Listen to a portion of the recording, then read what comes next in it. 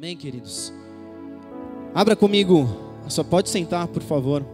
Antes de começar, as crianças podem subir, se ainda não subiram, estão abençoadas. E antes de começar, queridos, eu queria fazer um desafio a todos nós. Evangelho é renúncia, é ou não é verdade? É ou não é verdade?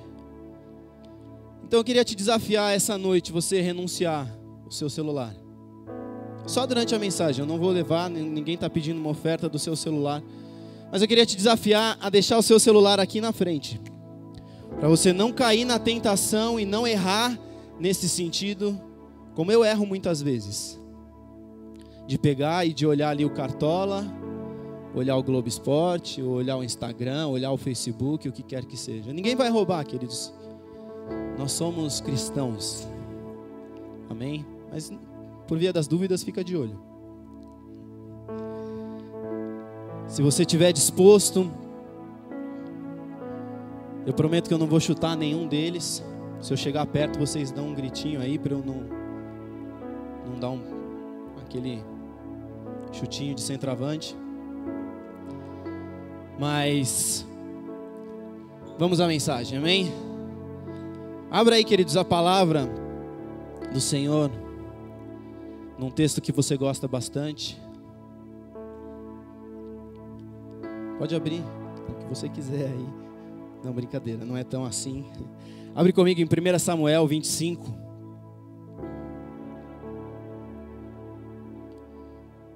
E acho que é a primeira vez eu vou ministrar uma mensagem bastante contextualizada.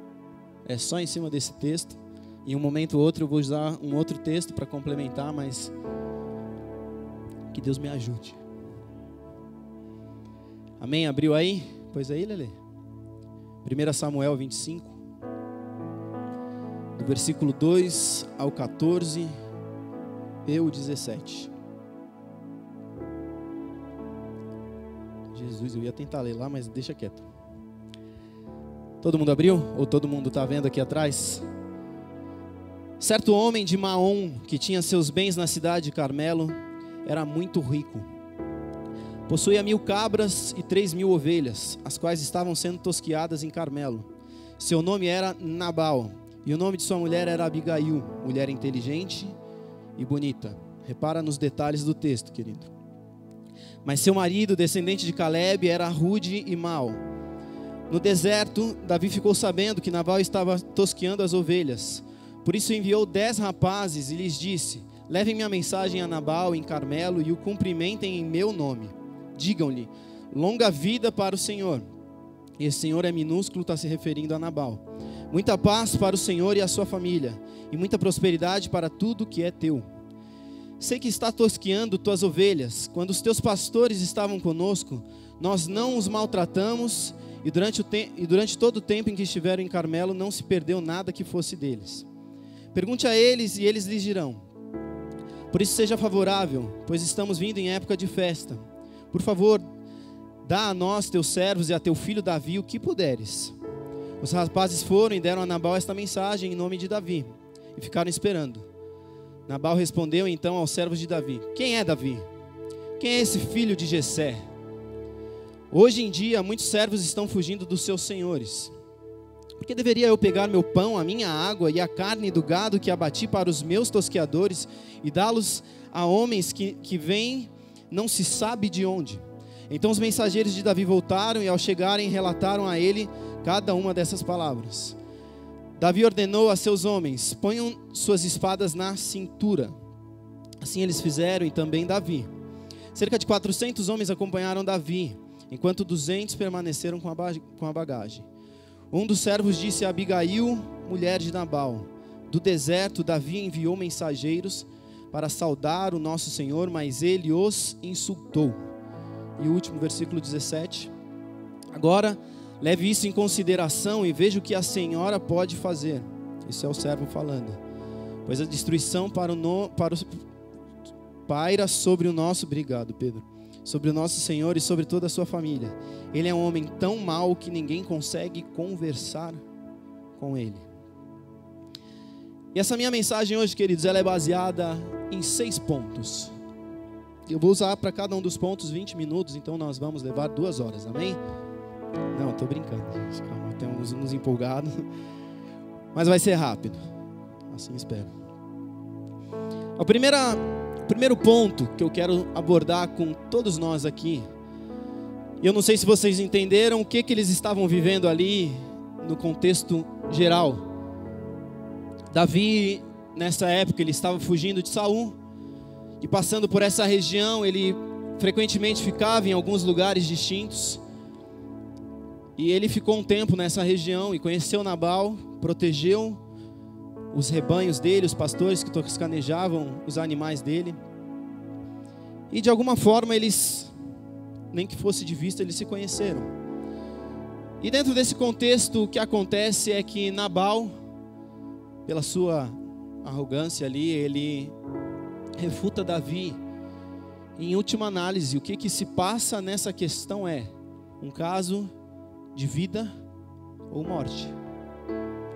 Eles passavam por um momento de trevas, de crise, de conflito, de problemas.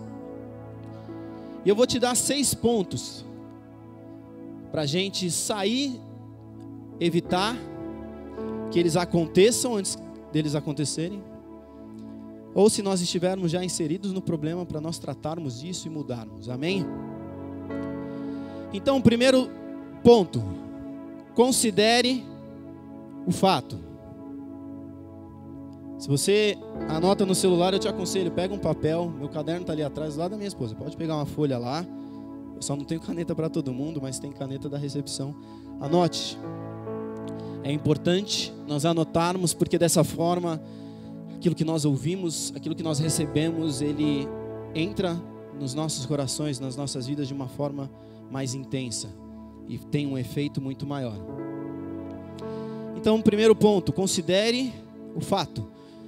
Esse último versículo que eu li, 1 Samuel 25:17, diz assim: agora leve isso em consideração e veja o que a senhora pode fazer, pois a destruição paira sobre o Senhor e sobre toda a sua família. Se nós olharmos para os animais, se nós olharmos para um ambiente onde só existem animais, nós vamos avaliar eles de que forma? Quem é que é o rei da selva? É o leão. Por quê? Por quê? Porque falaram Rei Leão?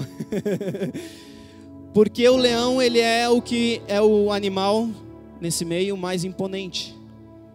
E realmente, de fato, ele é um animal que ele não é o mais veloz, ele pode não ser o mais forte, mas quando ele ataca, ele mata.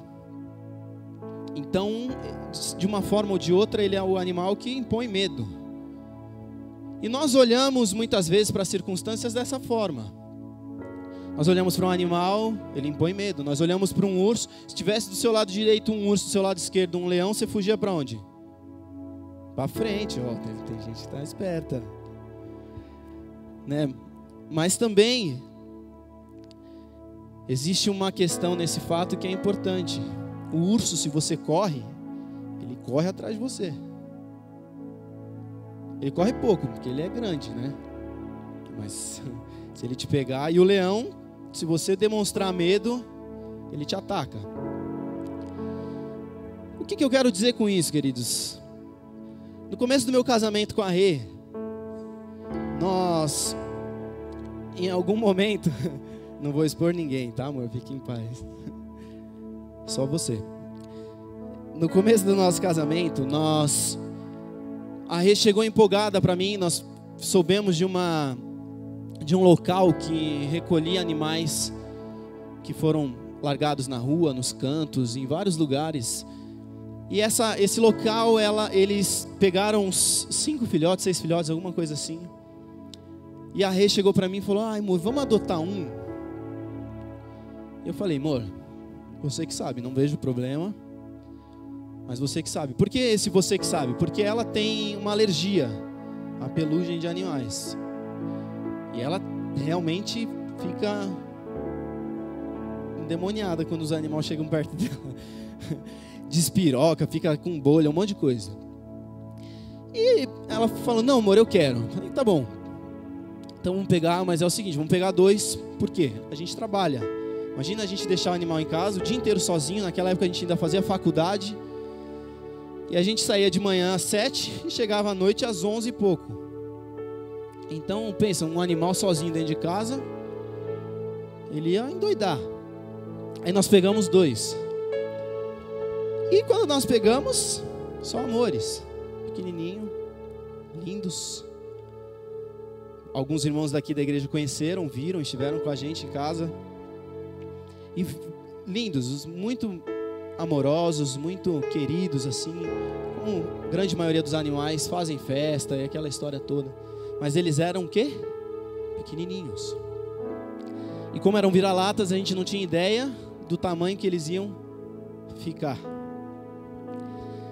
Com o passar do tempo, esses endemoniados, esses cachorros cresceram. E o que aconteceu? O que aconteceu, amor? Você lembra?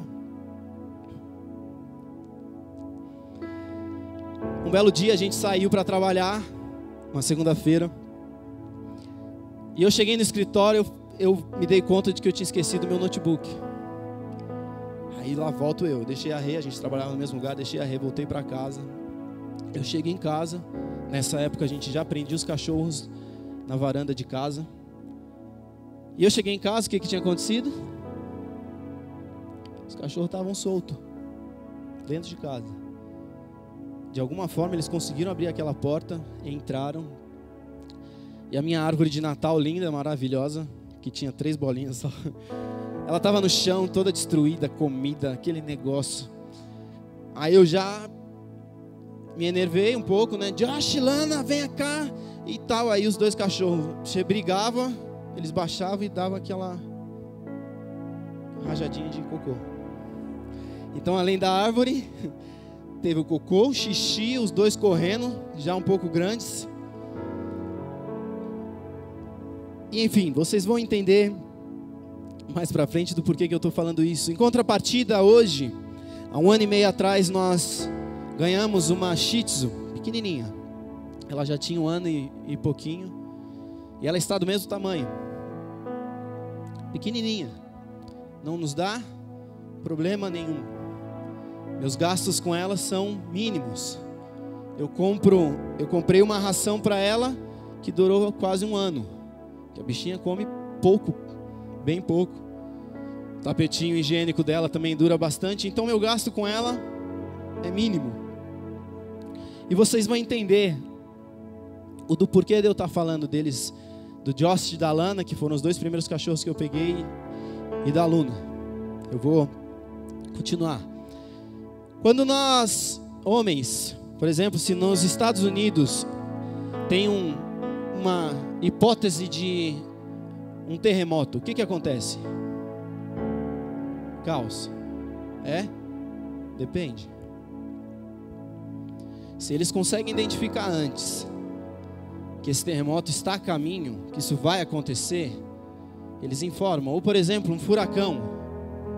Teve o furacão Irma lá, né, esses tempos atrás. Essa semana tivemos um tsunami na Indonésia. Ore pelos irmãos da Indonésia. Os não irmãos também. Ore pela Indonésia. Mas se nós descobrimos antes, se de alguma forma nós conseguimos identificar que está vindo na nossa direção um tsunami, ou um furacão, o que nós fazemos? A gente foge, a gente corre. A gente se prevê, a gente constrói um bunker, alguma coisa. Nos Estados Unidos, quando tem essas coisas, eles decretam estado de, não é calamidade, tem uma outra palavra, de emergência, e aí todo mundo sai, que fica o estado inteiro lá vazio, a Deus dará, até acabar o negócio. E na nossa vida, queridos, não pode ser diferente. Porque quando nós identificamos uma crise, um problema pequeno, alguma coisa que está começando, é nesse ponto que nós precisamos agir. E lembra que eu falei do Josh e da Lana? Eles eram pequenininhos. Logo que nós pegamos eles comeram chinelo, comeram sapato. Mas é o quê? Ai, que lindinho, é tão pequenininho. E eu não avaliei uma questão posterior que poderia acontecer. Eles comeram uma parede da minha casa. Eu acho que eu adotei o demônio da Tasmânia. Então, se no começo nós avaliamos o fato, nós levamos em conta o primeiro ponto, aquilo que está se passando, aquilo que está começando, aquilo que está dando início, nós conseguimos intervir nesse sentido, para o bem e para o mal. A nossa intenção aqui é de fato que isso seja imposto, que haja uma intervenção para o bem. Se alguém tiver com desejo de intervir para o mal, a gente ora por você no final, porque não é isso que pode acontecer. A história de Abigail nos mostra um personagem muito importante e especial, que é o... Quem? Não, Nabal é um tolo, o texto diz. Eu vou chegar nele lá no final. Mas o empregado... Nós lemos esse texto e muitas vezes nós passamos despercebido. Mas quem levou em conta o que havia acontecido? Um empregado. Um único empregado mudou a história, mudou o futuro de morte que estava estabelecido sobre eles ali. Abigail, ela não iria sofrer nada nesse ataque de Davi, porque Davi vinha para matar os homens.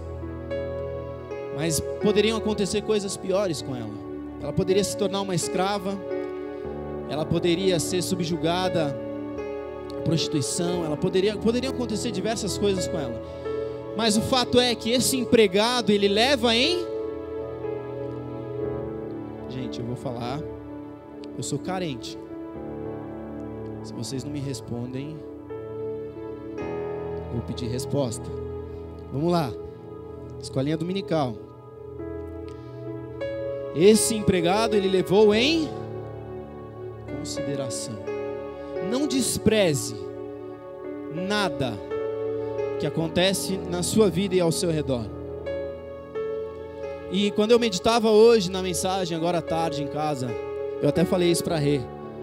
Na hora que eu estava nesse ponto aqui, Deus falou assim para mim: Tiago, a omissão é o primeiro passo para a destruição. Eu falei: Jesus. E vocês vão entender nesse texto que de fato, se ela se omitisse, ou se o empregado se omitisse, o que era o futuro deles iminente? Destruição. A omissão, queridos, ela é uma variável da mentira. E a mentira é errado. Se você quer mentir para se favorecer, ou se você está mentindo para proteger alguém, ou se você está mentindo porque você é um mentiroso, está errado. Você vai colher exatamente aquilo que você está semeando: morte. Então eu quero deixar bem claro isso para você: não despreze aquilo que acontece ao seu redor. Se nós olharmos para Joabe com Davi, quem era Joabe na vida de Davi? Davi já era rei da nação, Joabe era o chefe do exército e primo de Davi. E em uma determinada situação, Absalão estava morando longe de casa há 2 anos. E para Joabe estava o quê? Muito cômodo, estava confortável. Eu sou o chefe do exército da nação de Israel, nós temos o favor do Senhor, nós entramos nas guerras, nós vencemos, a gente quase não perde nada, Davi está bem, está reinando, para que eu vou me meter num caso de família? E o que Joabe faz? Ele chama Davi. Na realidade ele pega uma mulher, conta uma história para ela contar para Davi, e aí ela fala para Davi: Davi, você é esse homem. Aí Davi na hora saca tudo, chama Joabe e fala: foi você que armou isso, né? Foi eu. Me chame Absalão, peça que ele volte para cá. Uma intervenção mudou a história na vida de Absalão. Se nós olharmos ainda Natã na vida de Davi também, Natã intervém numa situação que ele não tem nada a ver. Ele foi instruído por Deus, ele foi orientado por Deus, e ele chega diante de Davi, conta também uma história, uma parábola. E aí Davi fala: esse homem merece a morte, 4 vezes aquilo que ele semeou. Aí o Natã também fala o quê? Você é este homem. Intervenções na palavra nós vamos ver de ponta a ponta de homens e mulheres que entram em situações que não tem nada a ver com eles, que era muito confortável para eles. E quem lembra de Esther, da situação de Esther? Esther estava confortável, era a esposa do rei, o que ia acontecer com ela? Nada. Eles iam tentar matar ela dentro do palácio? Iam? Quem é louco disso? Não ia, então ela estava tranquila. Estava tranquilo, estava favorável. De boa na lagoa. E ela não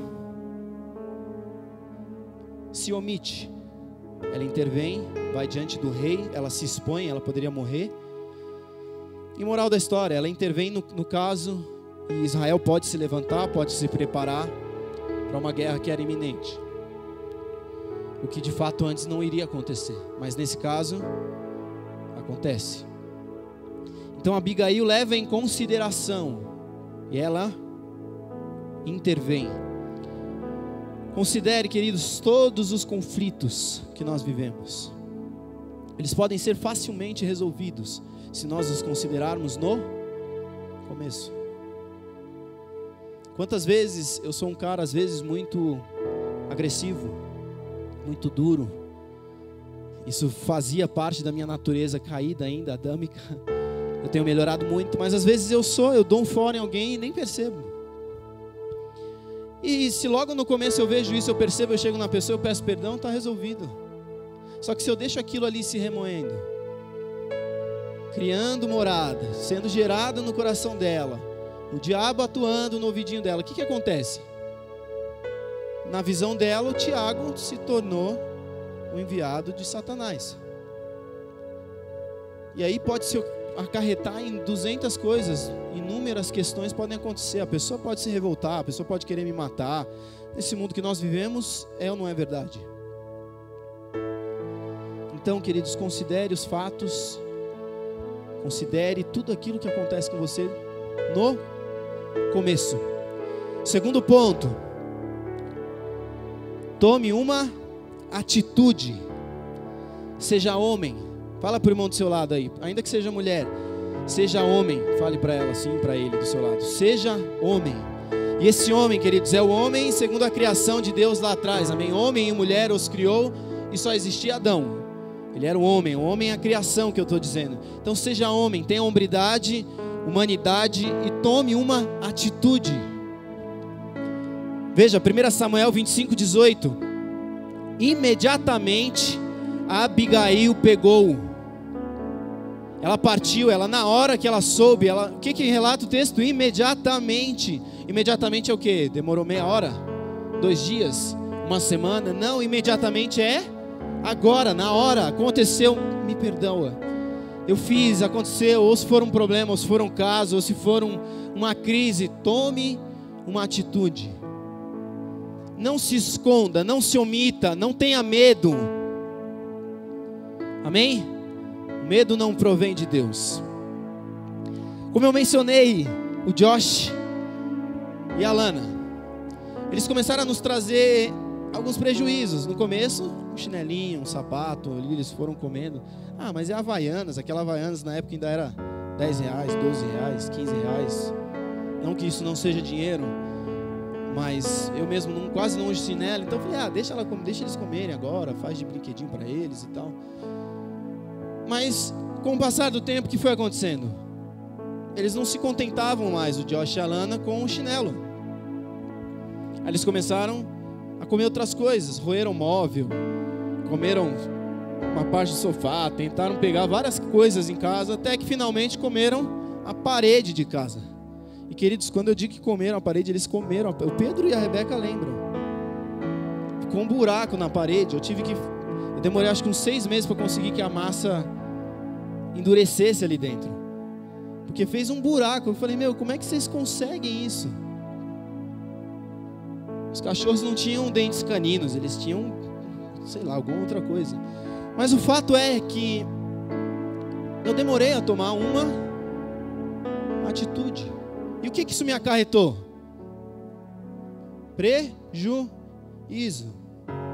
Nesse caso, prejuízo financeiro. Se Abigail não tivesse tomado atitude, ela seria prejudicada na sua vida, na sua existência. Então, queridos, tome uma atitude. Seja homem, não deixe o tempo passar. Existe um versículo do inferno mencionado nessa terra que é: o tempo cura todas as coisas. Isso é verdade? Diz uma passagem na Bíblia que diz isso. Eu quero te perguntar, se começar um incêndio aqui, nós vamos fazer o quê? Vamos lá para fora. O tempo cura. Vai dar tudo certo. É? Não é assim. As coisas não acontecem dessa forma. O amor é uma decisão, assim como o perdão é uma decisão. O tempo não cura todas as coisas. Na realidade, o tempo, ele obscurece muitas coisas nas nossas vidas, e nós achamos que isso está tranquilo, controlado, guardado, quando na verdade não está. Nós podemos, em cima dessa história, tirar algumas lições. Da história minha, da Rê com o Josh, com a Lana, e da história de Abigail. Como eu disse, nós demoramos algum tempo. Mas Abigail, ela foi diferente, ela fez diferente. Ela não perdeu tempo. Ela nos mostra que nós não podemos descansar diante de uma situação adversa, diante de um momento crítico. Ainda que não seja uma crise, ainda que não seja a Terceira Guerra Mundial, ainda que o mundo não esteja ruindo, nós não podemos nos omitir.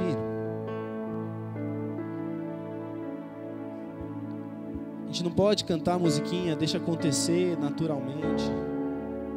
Eu não quero ver você chorar. Aquele pagode dos irmãos lá. O tempo, queridos, não é o melhor remédio. Os anos não irão nos tratar, eles não irão resolver.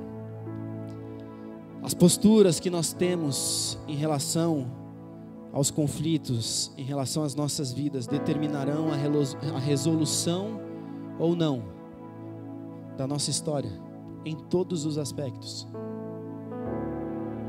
Nós vemos muitos homens e mulheres: eu não tive oportunidades nessa vida. Mas espera lá, você terminou o colegial? Não.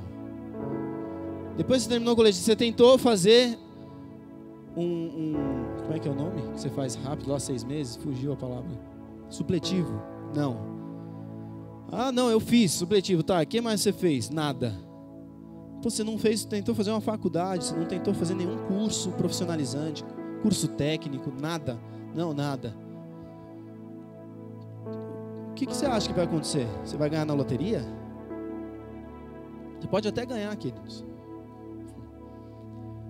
Mas se você não tiver instrução, se você não tiver condição, aquele dinheiro você vai queimar rapidamente. As posturas que nós tomamos hoje determinam o nosso amanhã. Diante de tudo, diante das crises, diante dos momentos bons da vida, diante de tudo, a decisão, a postura que nós tomamos hoje determina o que nós viveremos amanhã. Se você quer um futuro melhor, você precisa começar hoje a construir um futuro melhor. Não adianta, eu com a Rê, nós tivemos o Isaac. Aí de sopetão, Isaac nasceu. Vamos lá. O que ele precisa para viver? Na hora que ele nasceu, eu vou pensar no que ele precisa para viver. É assim que funciona? Não dá. Nós não podemos caminhar dessa forma. Nós não podemos nos omitir às situações e às circunstâncias da nossa vida. Amém? Nós não podemos, acima de tudo, queridos, nos acostumar aos conflitos. Não, isso é normal, isso é natural. Não, não é. Esse é o padrão caído do mundo, esse é o padrão caído em Adão. Nós não podemos aceitar isso, nós não podemos viver isso. Intervenha. Eu brinquei com a Rê, eu tive que dizer para ela umas 3 vezes essa frase para ela entender na tarde. Mas, usualmente, se nós nos acostumamos com os conflitos, nós deixamos passar. E aí lá na frente a gente vê a situação desmoronando, o prédio ruindo, caindo. E aí, presta atenção, queridos, que a frase não é simples. Nós nos arrependemos e com isso nós amargaremos o remorso, o arrependimento de, com pesar, contrito e desgosto, não termos feito nada antes. Deu para entender? Não, então vamos lá de novo. Intervenha, para que você não tenha no seu coração daqui a algum tempo o amargo remorso do arrependimento de, com pesar, contrito, desgosto, não ter feito nada antes.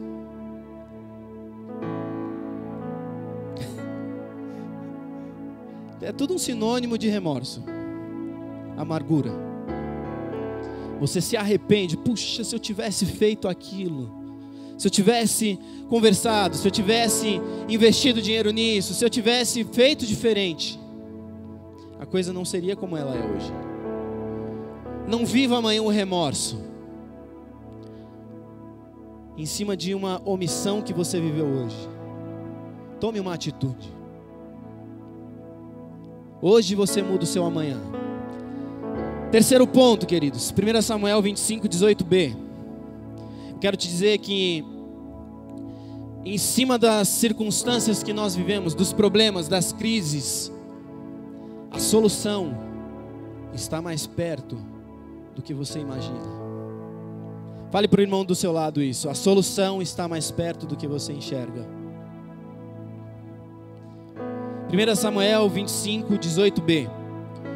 Abigail pegou 200 pães, 2 vasilhas de couro cheias de vinho, 5 ovelhas preparadas, 5 medidas de grãos torrados, 100 bolos de uvas passas e 200 bolos de figos prensados, e os carregou em jumentos. Perceba que tudo isso ela não demorou para fazer. O texto não diz que ela demorou alguns dias. O começo desse versículo diz imediatamente, está lá no telão aqui atrás. Imediatamente Abigail pegou. Então se você pega, aquilo que significa que aquilo está o quê? Ao seu alcance.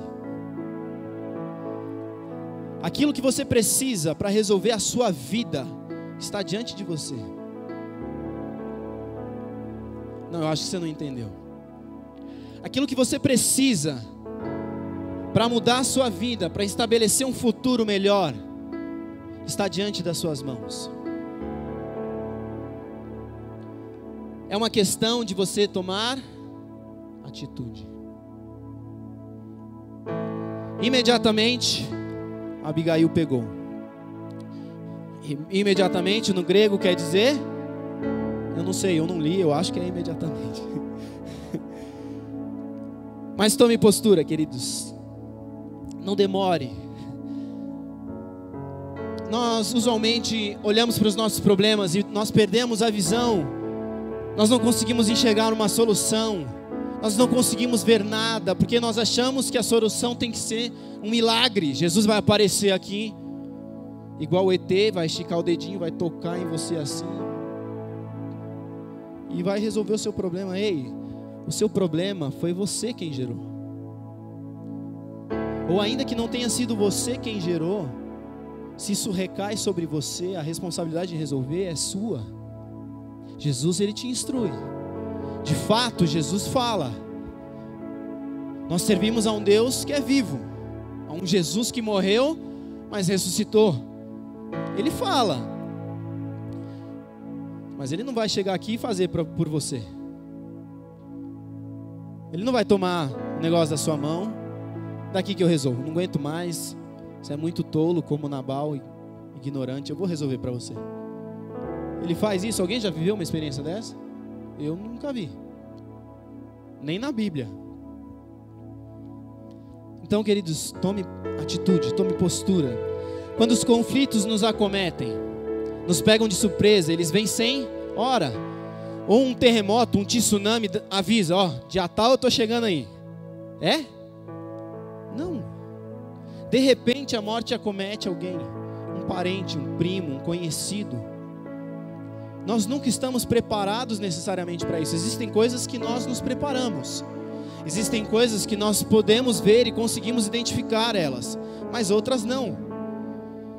Só que quando acontece isso, queridos, nós ficamos refém, porque a gente olha e fala: eu não sei o que fazer, eu não tenho a resposta. Qual é o motivo, qual é a solução disso? Enquanto não encontramos a resposta ou a solução do problema, nós ficamos estagnados. Mas eu quero te mostrar que isso acontece porque a gente se descontrola. Porque se a gente mantém um controle, a coisa não se descontrola. O problema se torna resolvível.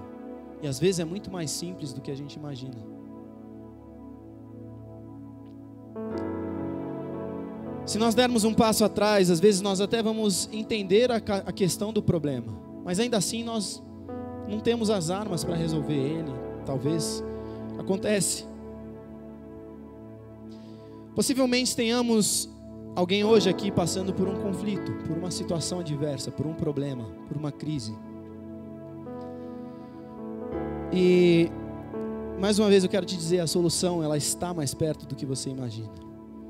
Como Abigail, nós precisamos diagnosticar a causa. Qual era a causa do problema de Abigail? Qual era? Quem que acarretou o problema? Nabal. Então ela identificou um problema, certo? Nabal respondeu de forma dura, áspera, refutou as pessoas que estavam as pessoas que Davi havia enviado. Ela falou: bom, o problema é esse. Ela deu um passo para trás, ela saiu do centro, ela falou: eu não sou o ator principal desse caso. No máximo eu sou um coadjuvante. E quando ela tirou o dela da frente, assim, quando ela tirou, meu Deus, sou eu, ela deu um passinho para trás, ela falou: tá, é simples, uns pães ali, vou pegar e vou subir, vou falar com Davi. Entenda, queridos, nessa época, as mulheres, elas não eram muito mais do que um escravo, do que um servo para os seus senhores. Elas inclusive tratavam os seus maridos como senhores.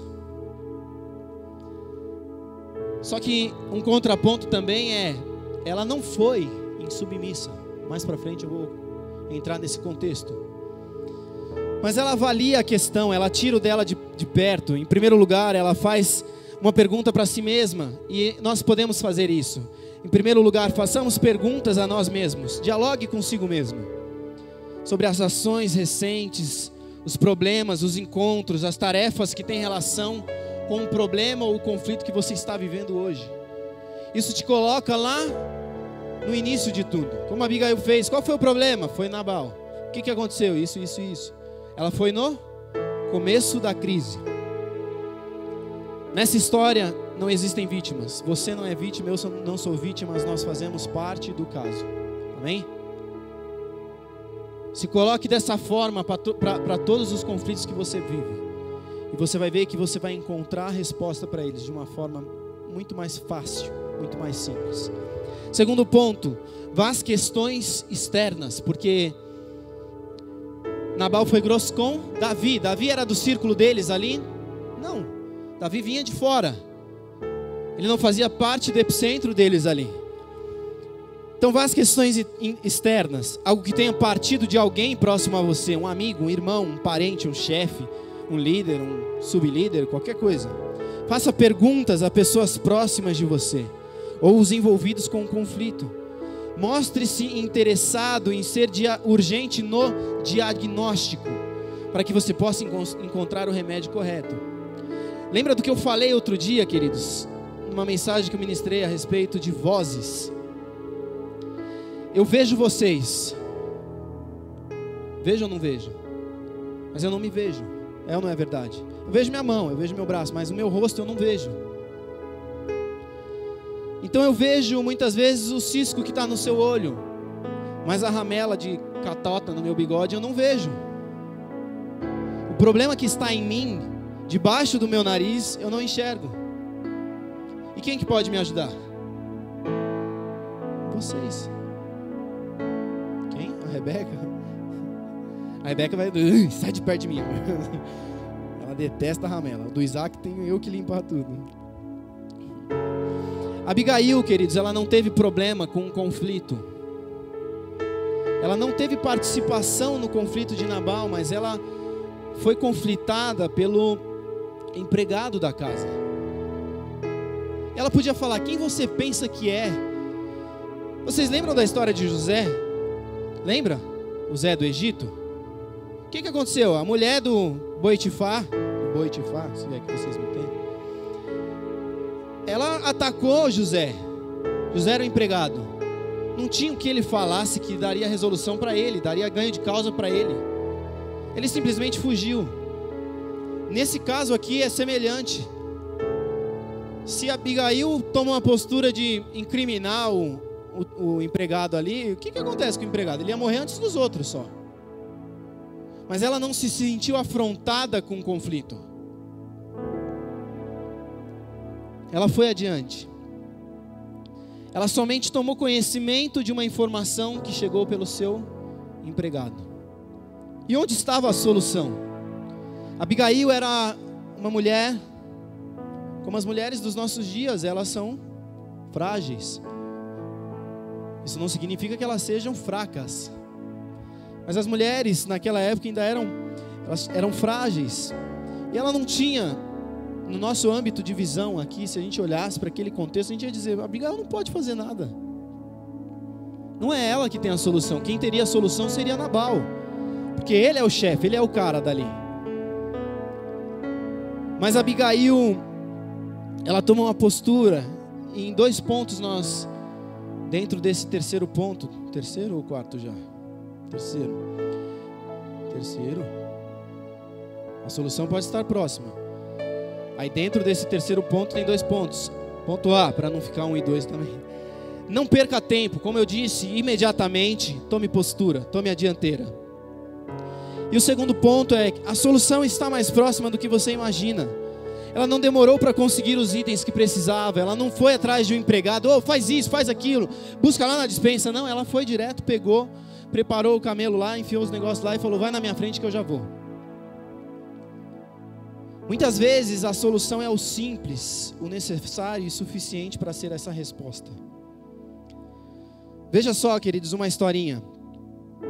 Quem já desceu para o litoral debaixo de neblina? Eu desci uma vez, eu não consegui, sem brincadeira, eu estava aqui dirigindo, o carro estava aqui na minha frente, eu não enxergava o carro.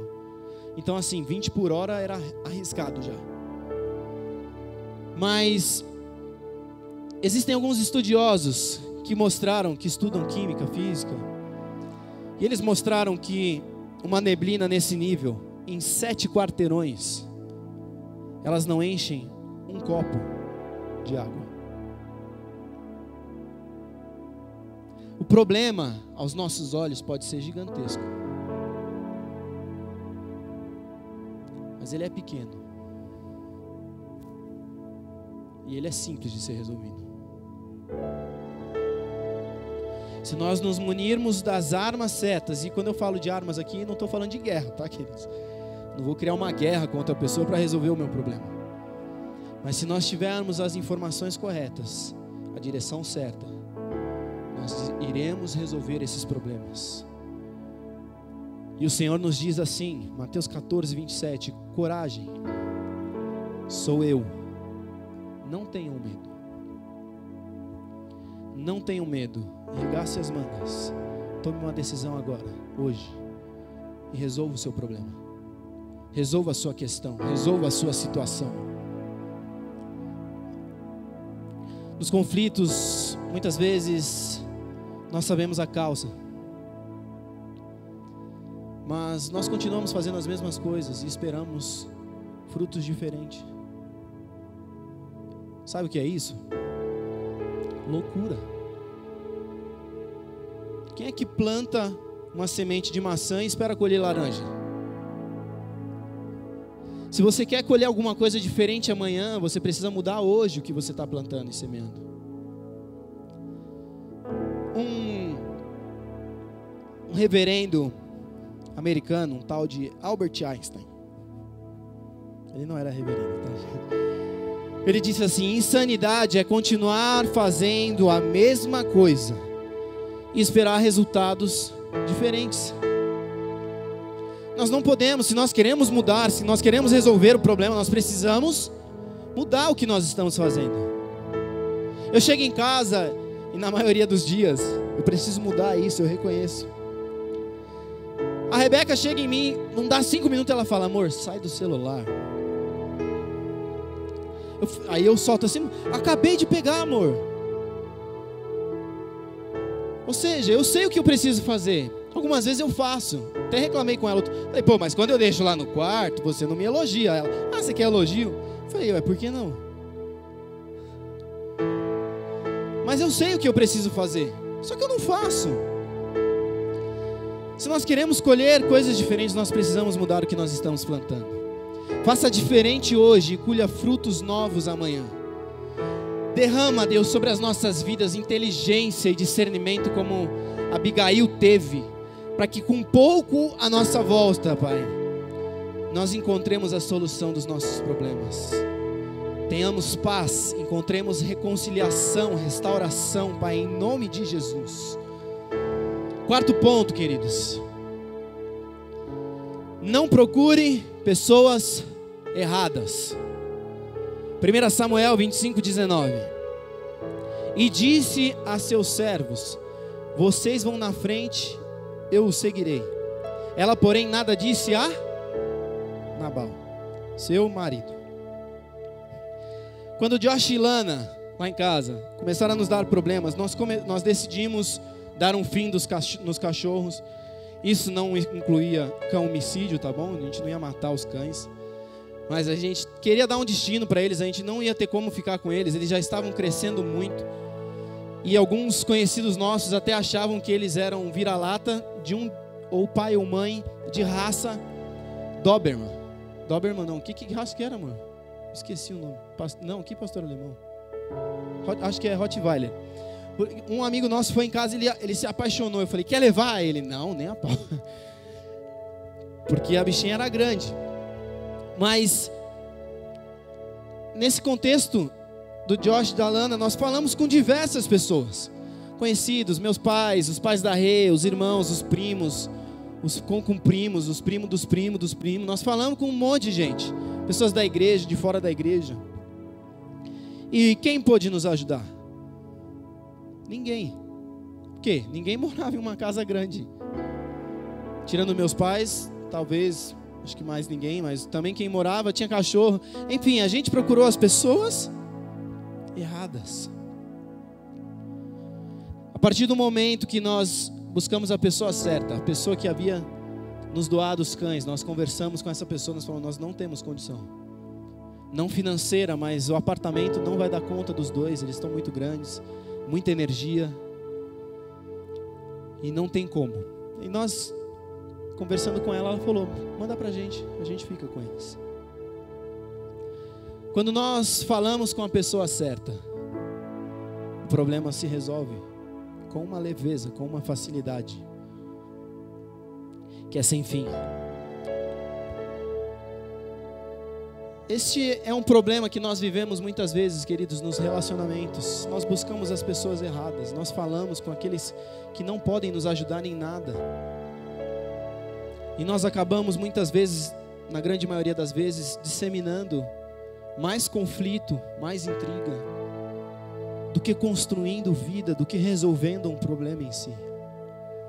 Se nós buscamos as pessoas certas, a postura de Abigail, ela nos mostra que nós precisamos ter sabedoria nesse sentido, porque ela não fala com Nabal. E eu digo mais uma vez, a postura dela não é considerada em submissão. Por quê? O texto diz, ele era justamente o causador do problema. Em um outro ponto diz que ele era tolo e ignorante. E o significado do nome Nabal é exatamente isso.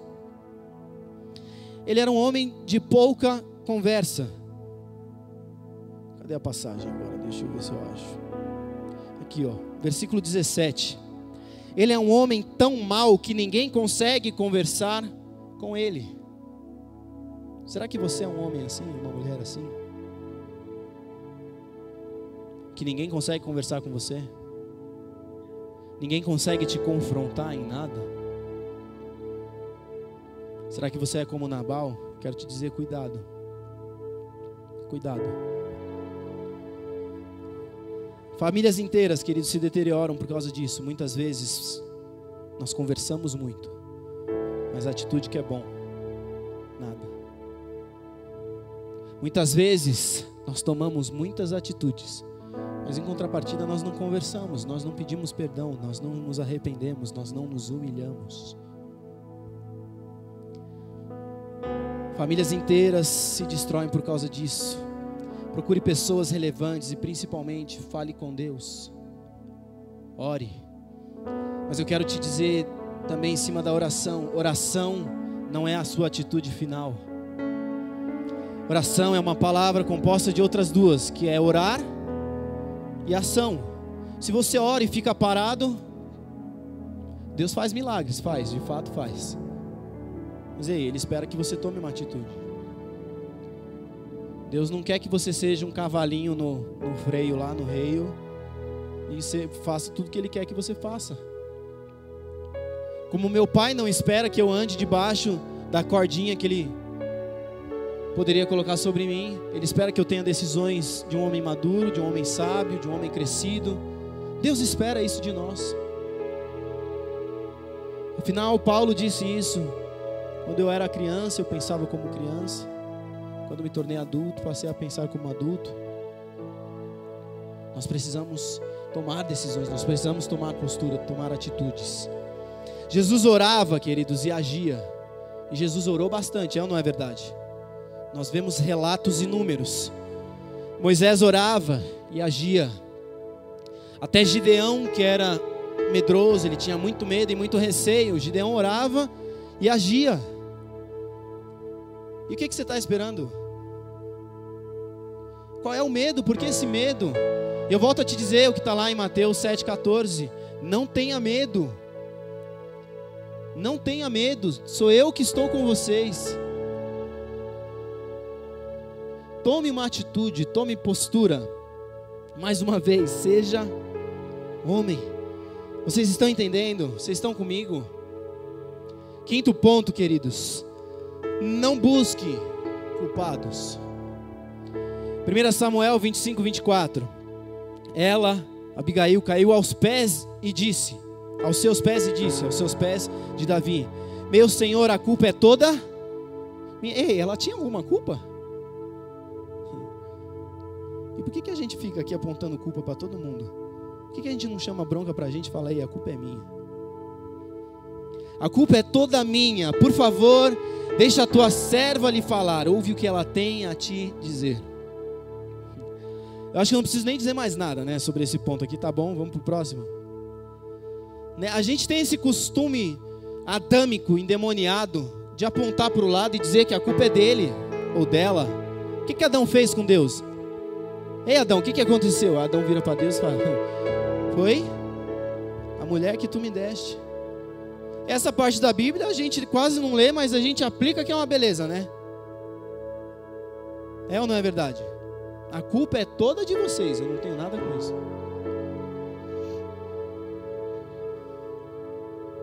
Até quando nós vamos caminhar dessa forma, dessa maneira? Quem aqui tem irmãos? Não na fé, irmãos de parentesco mesmo. Quando a gente era pequeno, o que a gente fazia? Quem foi que fez? Não foi eu, foi a Rebeca. E aí o que acontecia? Os dois caiu no couro. Rei, me perdoa. Libera perdão. Eu fiz isso muitas vezes. Algumas vezes, deixa pra lá. Eu fiz isso muitas vezes. A Rê também fez. A gente é criança, é natural. Você se defende. Ah, não, porque isso, que aquilo. Eu fiz muito mais que ela. Eu era muito pior, eu confesso. Meu pecado. E nós vivemos isso. Nós crescemos, nós amadurecemos. Mas nessa área, não. Porque o problema é dele, a situação é com ele, a questão é com o outro, mas eu estou fazendo tudo certo.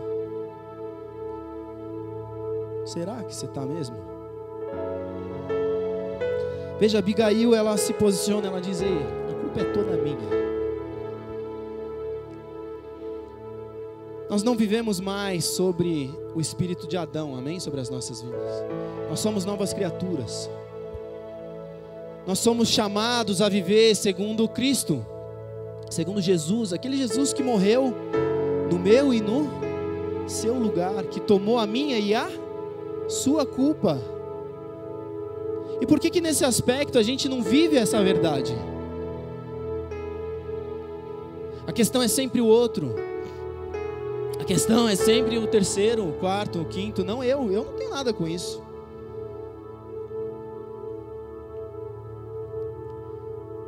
Nós precisamos mudar, queridos. Nós precisamos entender e parar de encontrar culpados, mas achar soluções. Se queremos resolver o problema, nós precisamos olhar além de nós mesmos. Eu volto a dizer, nós não somos o personagem central da trama. Ei, Jesus já veio. Ele é o centro de tudo. Ele é a razão de todas as coisas. Nós somos meros coadjuvantes. Se nós somos usados no reino, nós somos porque Ele quis. Se nós somos quem somos hoje, foi porque Ele morreu no meu e no seu lugar. Ou seja, Ele é o centro de tudo, Ele é a razão de todas as coisas. E nós nos preocupamos se Adão tinha umbigo ou não tinha umbigo. Nós ficamos com questões tão supérfluas, tão irrelevantes, buscando um causador de problemas, quando nós deveríamos buscar a solução dos problemas. Nós precisamos dar um passo para trás, reconhecer que nós não somos o central da situação e olhar segundo a perspectiva de Deus para as nossas vidas. E sexto e último ponto, queridos, o segredo de tudo é a humildade. Fala para o irmão do seu lado, humildade. 1 Samuel 25, 23 e 1 Samuel 25, 28. Quando Abigail viu Davi, desceu depressa do jumento e, está lá não, prostrou-se perante Davi, rosto em terra. 28 agora. Só o começo dela, tá? Esqueça, eu te suplico, a ofensa de tua serva. Mais uma vez ela chama para ela a responsabilidade, ela se lança diante de Davi, pede perdão, ela se humilha. E humildade, queridos, não é humilhação. Uma coisa é bem diferente da outra. Amém? Amém? Dentro de humildade, queridos, eu quero lhes perguntar algo. Você está decepcionado com alguém hoje? Sim ou com certeza? Então eu quero te desafiar a perdoar. Veja uma frase que eu li essa semana, passei alguns irmãos até. Nós não tivemos pais perfeitos. Não somos uma pessoa perfeita, não nos casamos com uma pessoa perfeita, é verdade, Deus. Nem temos filhos perfeitos. Nós não estudamos nem trabalhamos num lugar perfeito, não frequentamos uma igreja perfeita, e aleluias por isso. Logo, vamos ter queixas uns dos outros. As pessoas nos decepcionam e nós decepcionamos as pessoas. O remédio para esse mal é o perdão. O perdão constrói pontes, onde a decepção causou abismos. O perdão cura feridas feitas pela decepção. Hernandes Dias Lopes. Ele é um pastor, um reverendo da presbiteriana. E eu vi essa frase, aliás, o Lucas até postou eu vi por causa dele. Perdão, queridos, a humildade é o caminho para resolver os problemas. Abigail, nessa situação do texto, ela em nenhum momento, como eu disse, se descontrolou. Ela se manteve humilde, ela manteve um cuidado justamente com o fato inerente ao texto, que era justamente o descontrole. Se você ler o texto, você não vê em nenhum momento mencionar isso. Houve descontrole. Por quê? Porque ela se manteve controlada, ela buscou a solução da causa.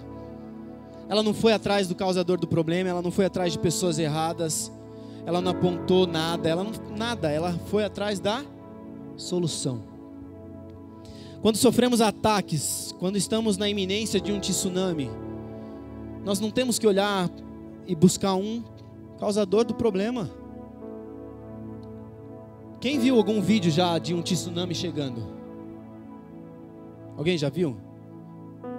Você viu as pessoas discutindo? Oh, foi por causa da geleira lá que está descongelando. Os homens há 2000 anos atrás começaram a destruir esse planeta. Acontece isso. Porque você está pensando o quê? Num primeiro momento salvar a si mesmo, salvar os seus que estão ali perto, próximo. Você não está nem aí, não adianta a gente olhar e descobrir quem foi o causador do problema. Eu não estou dizendo com isso, queridos, que aqueles que causam problemas não devem ser confrontados. Mas estou dizendo que essa não é a solução do problema. O problema é uma questão, a pessoa que ocasionou o problema é outra questão. Nós tratamos do problema e depois nós vemos como tratar, como cuidar da pessoa que ocasionou o problema. Mas Abigail, ela não se descontrola, ela se manteve centrada na resolução do problema. Ela poderia ter ficado com raiva de Nabal, não poderia? Poderia ou não poderia? E virava para Nabal e falava: ô seu incircunciso, filho de Belial, demoniado de Gadareno. E podia falar um monte de coisa para ele. Desviado. Olha só o que vai acontecer com a gente. Ela fez alguma coisa assim?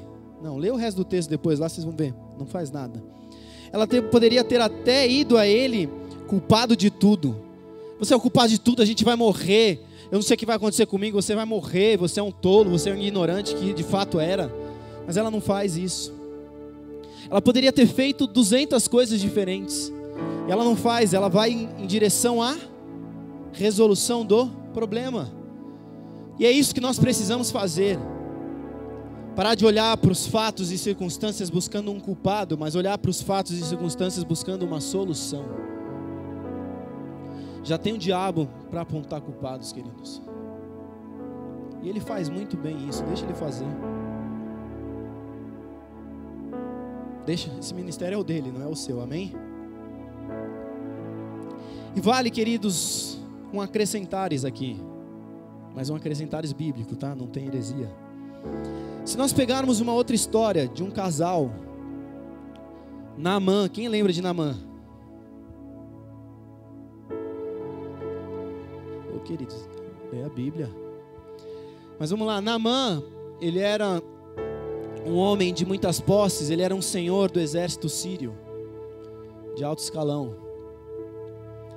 E em determinada situação, o que é que acontece com ele? Ele é acometido de lepra. E naquela época, queridos, muitos anos antes de Jesus, se na época de Jesus era assim, nessa época ainda devia ser pior. Mas naquela época, quem era acometido de lepra, ele era afastado, ele era separado da sociedade, ele ficava à mercê. Usualmente existiam alguns lugares que existiam vários leprosos. Eles ficavam ali esperando a morte, sobrevivendo com o que encontravam e esperavam a morte. Mas esse caso de Nabal nos aponta uma questão. A esposa dele, quando sabe que ele está com lepra, ela não o acusa, ela não o dispersa, ela não empurra ele para longe, para distante, ao ponto de que uma garota escrava na casa dele fica sabendo que Nabal tinha lepra e ela diz para a senhora dela, Naamã, ela diz para a senhora dela: em Israel existe profeta, em Israel existe um Deus que cura. E a senhora vai até o seu marido e faz o quê? Fala para ele: amor, vai a Israel, existe um profeta lá e você vai encontrar cura. Quando a sua esposa, o seu marido, o seu parente, o seu amigo é acometido de um câncer, quem tem que sair é o câncer. Não é a sua esposa, o seu marido, o seu amigo, o seu vizinho. Quando a sua outra parte, se a Rebeca me arruma um problema, não é a Rebeca que tem que sair, é o problema. Se eu arrumo um problema para a Rebeca, Não sou eu que tenho que sair, é o problema.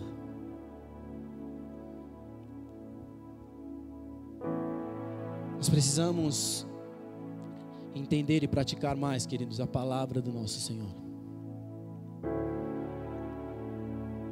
Nessa situação, Abigail, ela não vai matar o marido, ela não expulsa ele, ela tenta resolver o problema.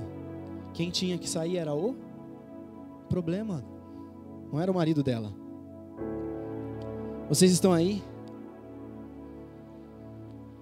Humildes e controlados, queridos. Abigail, como vemos no versículo 23, se humilha. Quem está disposto essa noite a se humilhar? Você quer resolver o problema?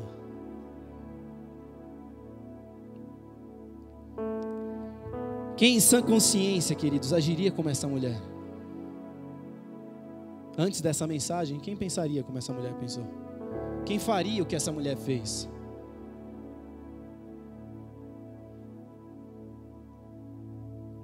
Ela foi em direção ao conflito.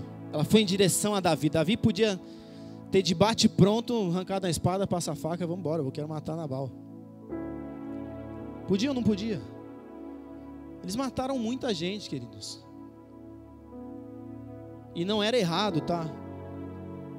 Em tempos de guerra, a morte, o assassinato não premeditado no sentido do nosso ambiente aqui, isso não é pecado. Ou numa guerra você acha que Deus prefere que você fique lá, não, me matem, me matem, me matem. É fato que Deus prefere que a guerra não aconteça. E nós temos soluções também para que isso não aconteça. Mas, enfim, não é esse o fato. Voltemos aqui para o finalzinho da mensagem. A humildade em dias de conflito, de problemas, ela é uma demonstração de domínio próprio. Se quisermos vencer nossas guerras e apaziguar os conflitos, nós precisamos vencer os impulsos que nós temos de ira e de orgulho. Estes dois, queridos, ira e orgulho, são os maiores obstáculos para a resolução dos problemas nas nossas vidas. O orgulho é um grande problema que nos leva no caminho contrário à humildade. E veja só, eu vou contar uma outra historinha bem curta. Eu e a Rê, daqui a alguns anos, Isaac vai estar no colégio. E um dia ele vai chegar para a Rê e vai falar assim: mãe, hoje eu tenho um teste lá para o teatro na escola. Eu vou fazer. Amém, filho, vai lá. Que Deus te abençoe. Que você tenha a direção de Deus e que as coisas aconteçam conforme Ele quer. Aí o Isaac vai lá, chega na escola, faz o teste. Passa algum tempo, ele volta para casa. Chega em casa, a Rebeca olha: e aí, filho, o que aconteceu no teste? Você conseguiu passar? E ele chega alegre. Fala: não, mamãe, não passei. Mas eu tenho um papel importantíssimo. O de estar na torcida, aplaudir e comemorar aquilo que eles estarão apresentando.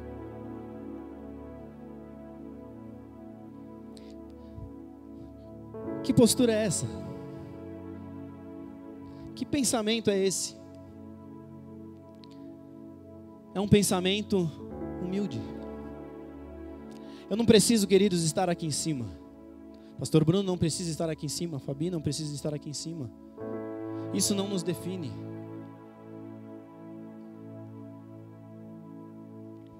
Se uma posição te define, o seu coração é corrompido.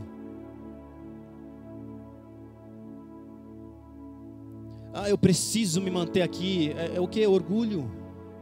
Porque não, eu não vou dar o meu braço a torcer. A Rebeca é que errou. Vejam uma frase, queridos: os arrogantes, eles têm muito amor próprio. Os humildes têm muito amor ao próximo. E C.S. Lewis disse assim: a verdadeira humildade não é pensar menos de si mesmo, mas pensar menos em si mesmo. Nós temos esse costume, não, porque eu quero ser visto, eu quero ser lembrado, eu quero... É ou não é verdade? Acontece ou não acontece? Ou só comigo acontece isso? Ô, gente, me ajuda aí, sou só eu que sou ruim?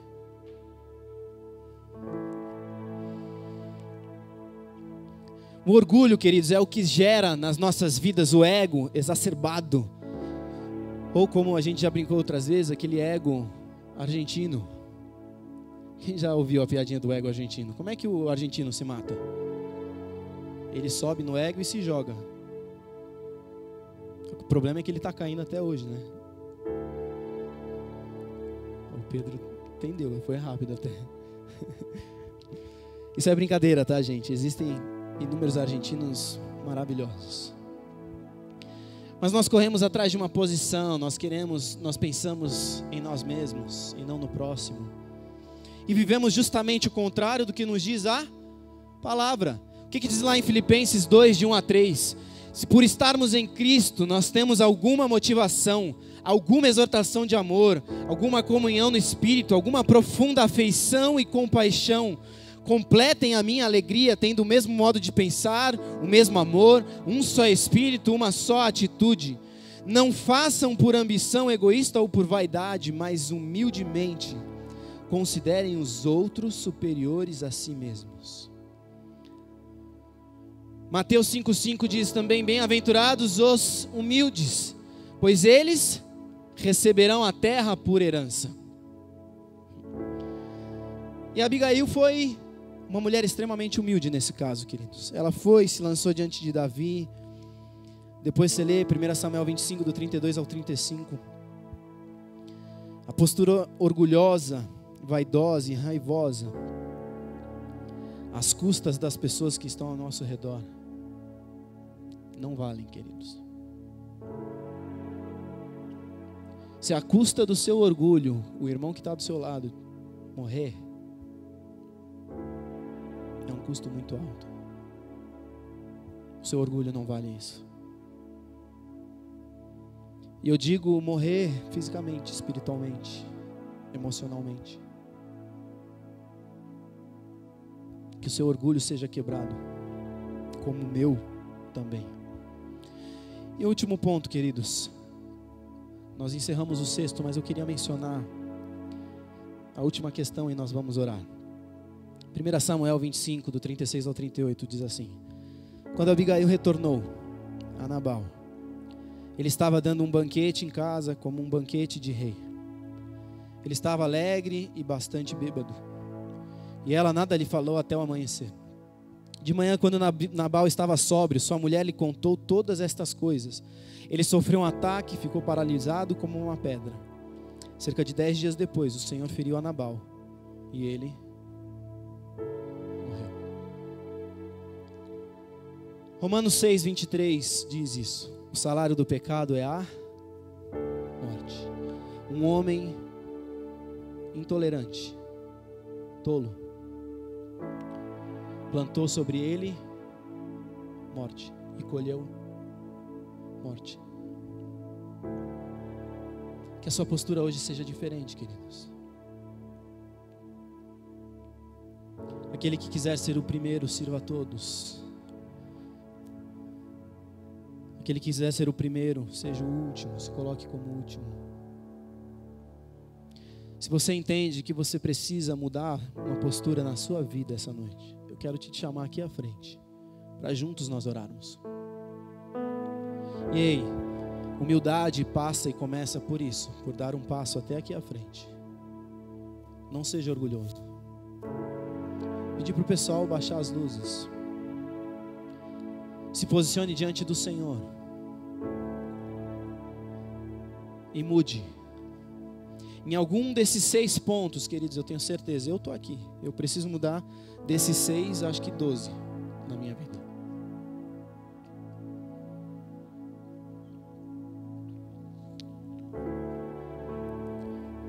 Nós precisamos ser forjados por Ele, nele e a maneira dele. Eu quero te dizer mais uma vez, não tenha medo. Não tenha medo. A Fabi vai cantar uma música, queridos. Tem 4 frases. Uma delas é repetida 2 vezes. Que foi num caso de uma mulher que ela estava no seu quarto orando, falando com Deus. Ela tinha tido uma semana muito ruim. E a filhinha dela, de 5 anos, entrou no quarto, começou a acariciar a mãe e cantou essa canção.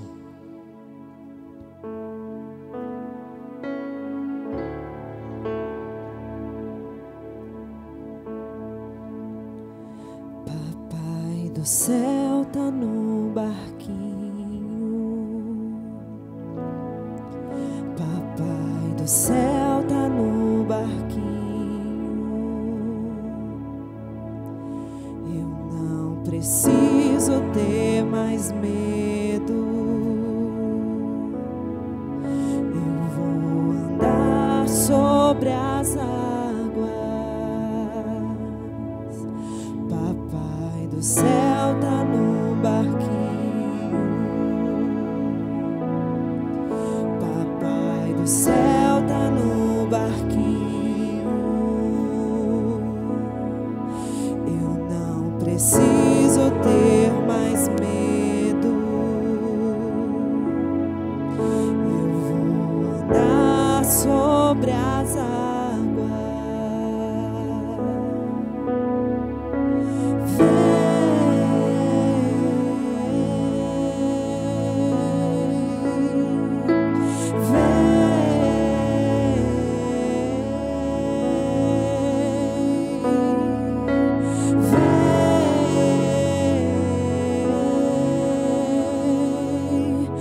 Andar comigo sobre as águas.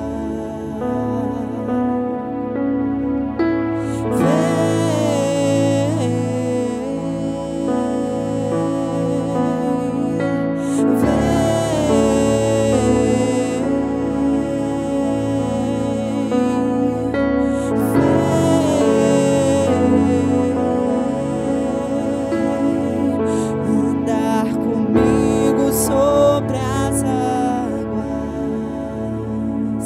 Papai do céu tá no barquinho. Você pode declarar isso? Papai do céu tá no barquinho. Eu não preciso ter mais medo. Eu vou andar sobre as águas. Papai do céu tá no barquinho. Papai do céu tá no barquinho. Eu não preciso ter mais medo. Eu vou andar sobre as águas. Vem, filho meu, vem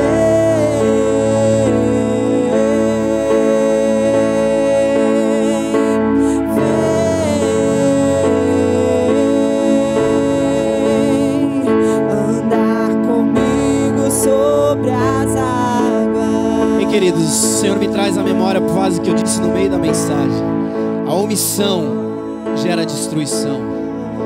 Existem pessoas que precisam se humilhar diante do Senhor,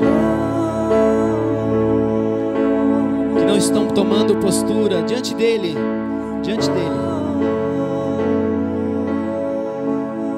Não se abstenha, não se omita. Ele sabe de todas as coisas, Ele conhece o profundo do teu coração. E só a verdade na sua e na minha vida é que vai gerar mudança.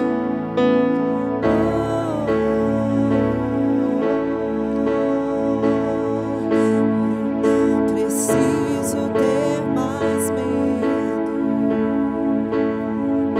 Eu vou andar sobre as águas. Que todo sofisma, que toda mentira caia por terra. Todo engano de Satanás que foi gerado nas nossas mentes, nos nossos corações, que eles caiam por terra em nome de Jesus. Nós somos livres, libertos em Cristo. Não existe acusação sobre a minha e sobre a sua vida, desde que nós nos coloquemos diante da verdade do Senhor.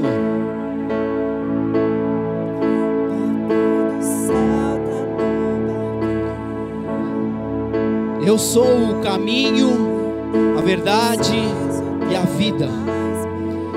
Ele é a vida, Ele é a verdade.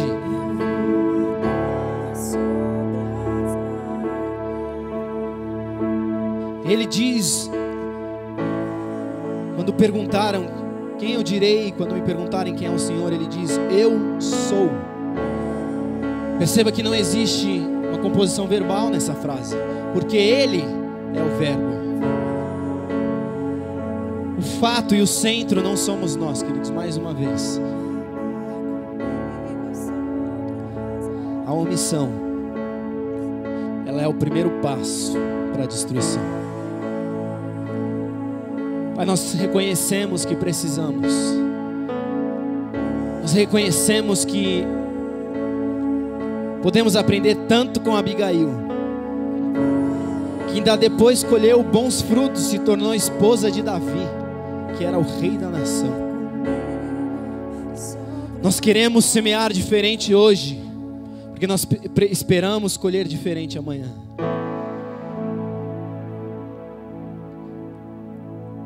Como diz essa canção, nós cremos que o Senhor está conosco.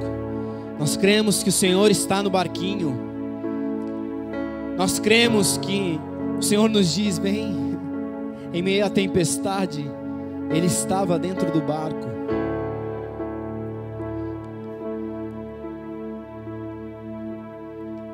Em meio à crise, o Senhor traz, Pai, a resolução do problema. Em meio a uma crise de comida, Jesus multiplica o pão e o peixe. Em meio a uma crise nacional em Nínive, Deus levanta um profeta que confronta a nação, e a nação se quebranta, se humilha diante de Deus.